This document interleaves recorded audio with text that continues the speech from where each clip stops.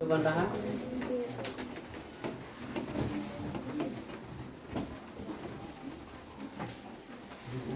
जीव विज्ञान के बारे में बता दिए थे। जीव विज्ञान के जनक कौन है? अरस्तु। जीव विज्ञान को कई भागों में बांटा गया था?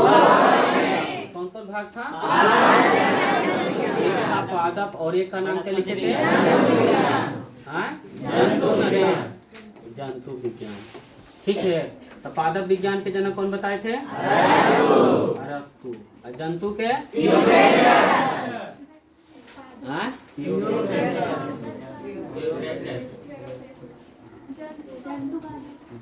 जंतु का बताए थे कौची? अरस्तु। या देखो गलती कर दो ने। पादप को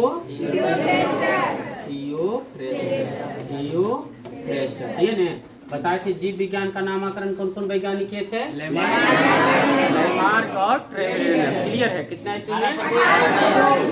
1802 ईस्वी। यहाँ तक क्लियर हो गया? कोई दिक्कत? अब हम लोग जो भी पढ़ेंगे अगला समझो ध्यान से कि जीव विज्ञान में क्लास 10th का पहला चैप्टर का नाम क्या था? जैव प्रक्रम। नाम क्या है? जैव प्रक्रम। समझिएगा ध्यान से, ठीक है? जितना ऑब्जेक्टिव सब्जेक्टिव है लगभग क्लियर हम करा देते हैं। कॉपी में लिखा गया है, ठीक है? यदि मान लीजिए कि आपका चैप्टर नहीं लिखा हुआ है, आपको कैसे याद होगा? तो यहाँ समझा देते हैं लगभग, ठीक है? आप घर में वीडियो देख करके या किसी से कॉपी मांग करके लिख लीजिएगा, क्लियर हो जाएगा। तो जय प्रक्रम, जय मतलब बताए थे क्या? जीव। और जीव में जो क्रिया हो रही है, जीव में जो क्रिया हो रही है उसी को बोले थे कौची? जय प्रक्रम का डिफिनेशन क्या बताए थे?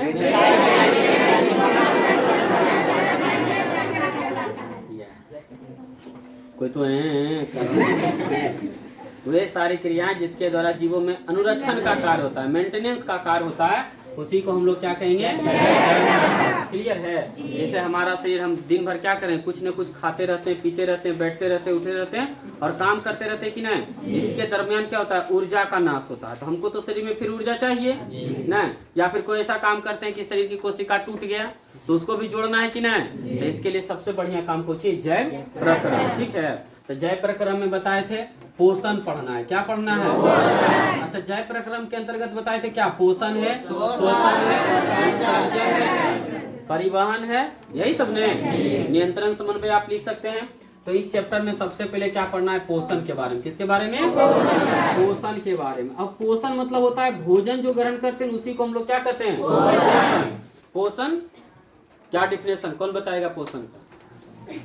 सबके लगभग याद है। बताओ, तुम ही आगे बैठे है, सुनिएगा ध्यान से। की कर रहा है? पोषण वह प्रक्रिया जिसमें जीव जंतु अपना भोजन पेड़ पौधों के सतह से कार्बनिक की बोल रहा है? पोषण बता रहा है।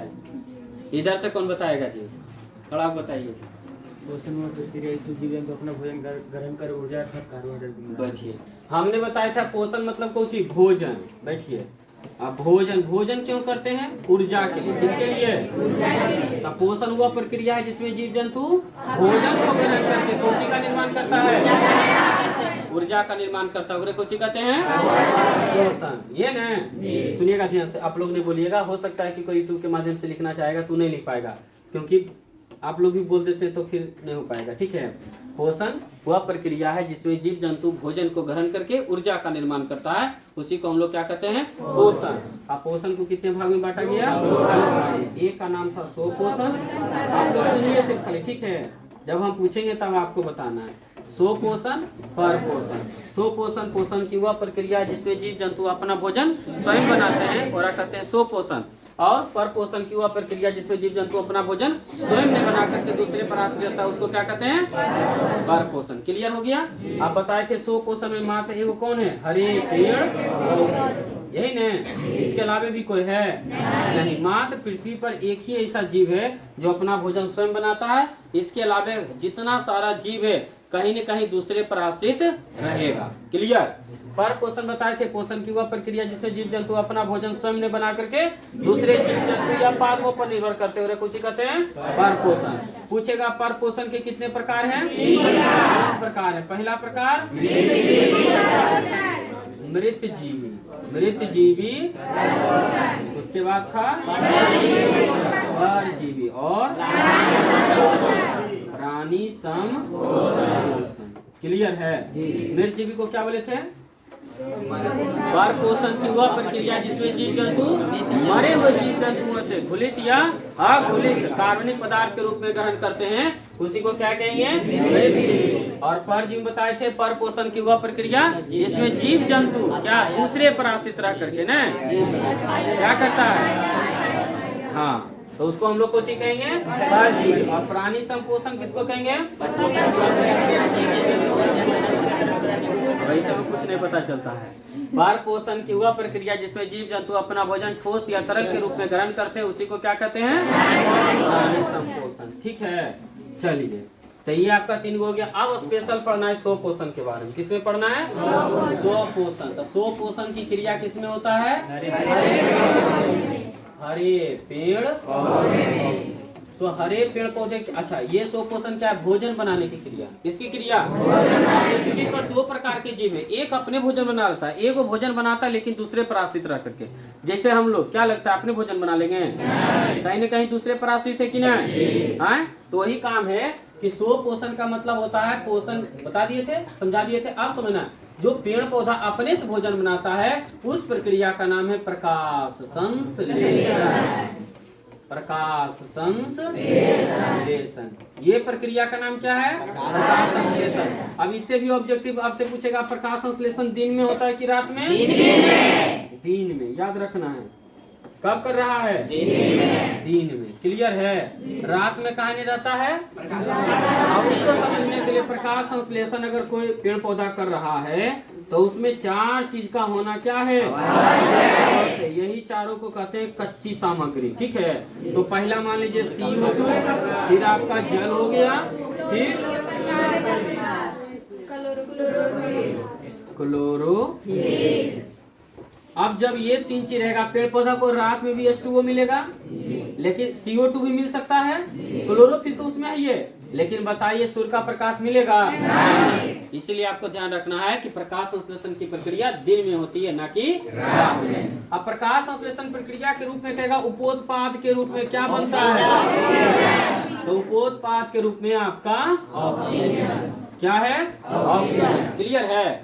अच्छा, पूछेगा बताइए जो प्रकाश संश्लेषण की प्रक्रिया या हरे पेड़ पौधे स्वपोषी है कि परपोषी है? जो अपना भोजन स्वयं बना लेता है और कहेंगे, जो अपना भोजन स्वयं नहीं बनाएगा और किसी कहेंगे परपोषी। यहाँ तक क्लियर हो गया? इसी को कोई दिक्कत नहीं? चलिए, तो ये हो गया उपोत्पाद के रूप में आपका ऑक्सीजन हो गया। ठीक है, इसमें और याद रखना, अब ऑक्सीजन से संबंधित आता है, पूछेगा आपके वायुमंडल में ऑक्सीजन की मात्रा कई प्रतिशत? कितना? सबसे ज्यादा नाइट्रोजन, पहले नाइट्रोजन लिख, सबसे ज्यादा नाइट्रोजन कितना? 78। और CO2 0.03%। और ऑक्सीजन, ये भी आपको याद रखना ऑब्जेक्टिव में। क्लियर है? प्रकाश संश्लेषण हो गया। अब प्रकाश संश्लेषण कहते किसको है? सुनिएगा ध्यान से। ये चारों चीज यदि आपको याद है तो आप प्रकाश संश्लेषण का डिफिनेशन अपने से बना सकते हैं। तो प्रकाश संश्लेषण दिन में कि रात में? दिन में कौन सी है? सूर्य का प्रकाश। अच्छा, ये करता के है? हरे पेड़ पौधे।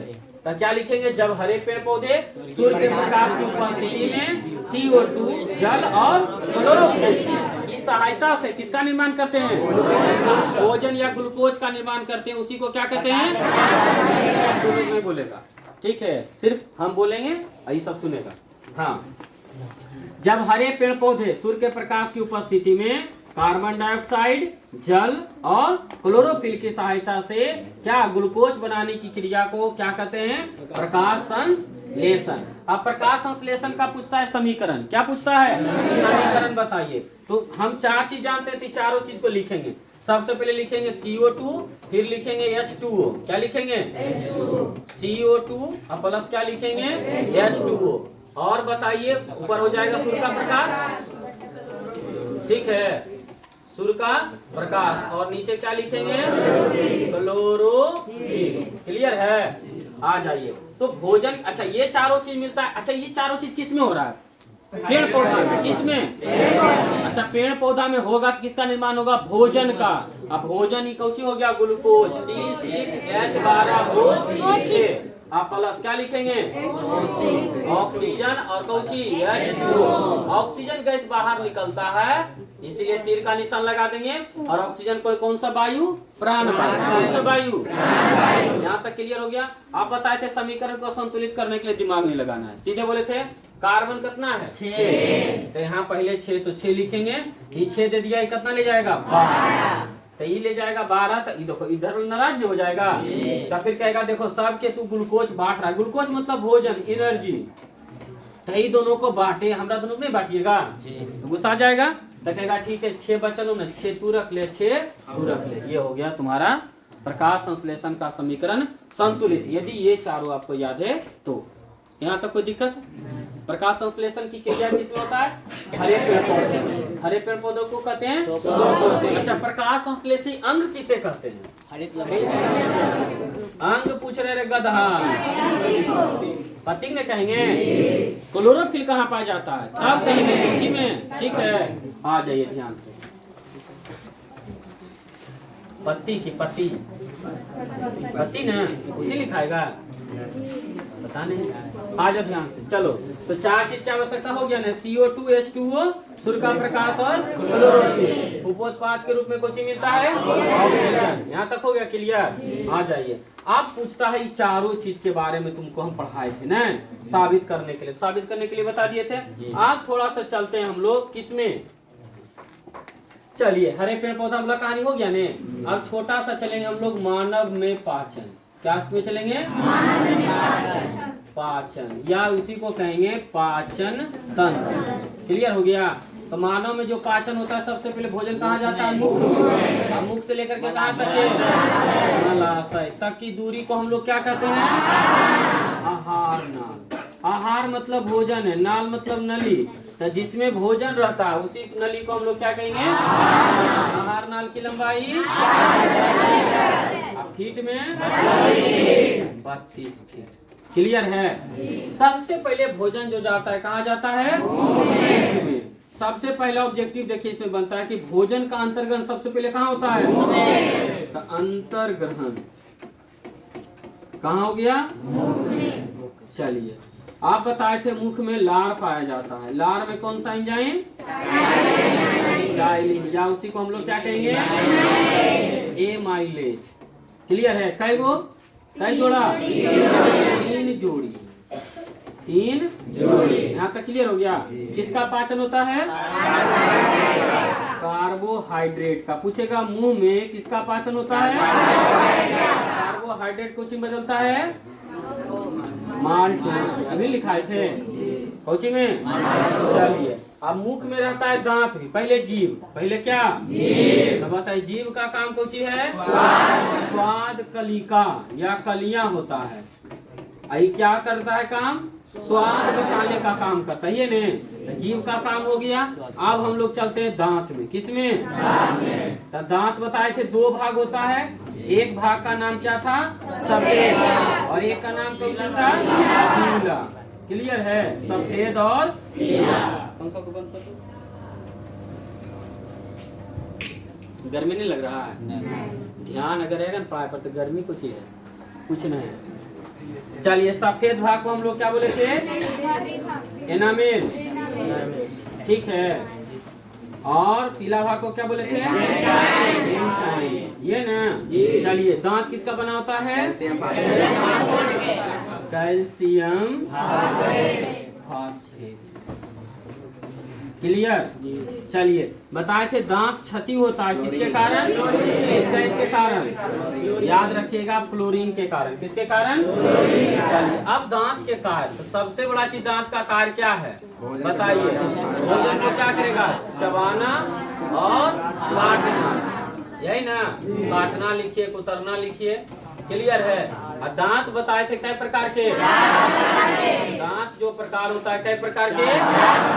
4 प्रकार के। चारों का नाम बताए थे। पहला रदनक, कृंतक, लिख लीजिए कृंतक, और दूसरा क्या?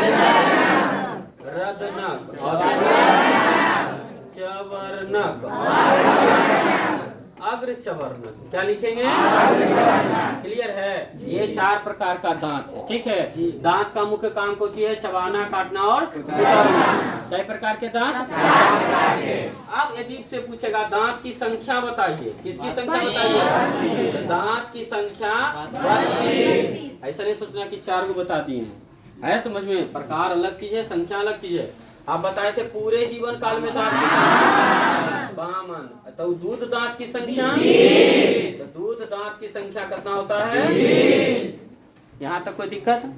ये सारा काम हम कर रहे थे किसका? मुख का। किसका? मुख का। और भी इसमें ऑब्जेक्टिव है, तो ये सब आपको क्या करना है? एकदम ध्यान रखना है। यहाँ तक क्लियर हो गया? मुख का चर्चा कर लिए, क्लियर है? चलिए, और मुख में कुछ बचा है तो बताइए, बताइए। यहाँ तक हो गया क्लियर? हाँ, अब इसी में देखो कहता है लार की भूमिका बताइए मुख में। तो मुख में कुछ ही पाया जाता है? लार कई जोड़ी? 3 जोड़ी। डायलिन और एमाइलेज नामक एंजाइम पाया जाता है जो किसका पाचन करता है? पाचन करके कोचिंग बना देता है माल्टोज में। क्लियर है? और मुख में कहेगा तब पूरा आपको लिख देना है। यहाँ तक क्लियर हो गया? उसके बाद बताए थे भोजन मुख से कहा जाता है? ग्रास लिविंग में कौन सा विधि के द्वारा? कर्माकुंचन। कौन सा विधि? कर्माकुंचन विधि के द्वारा जाएगा। कर्माकुंचन में बताए थे सिकुड़न फैलाव होगा और जाकर के धीरे धीरे कहाँ पहुँचेगा? अमाशय में। कहाँ पहुँचेगा? सुनिएगा ध्यान से। तो अमाशय में पहुँचेगा। यह देखिए, छोटा सा चित्र बना लेते हैं। यह देखिए,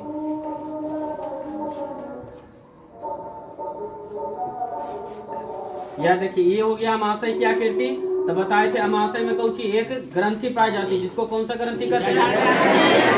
जठर ग्रंथि। और जठर ग्रंथि से निकलेगा कौन सी?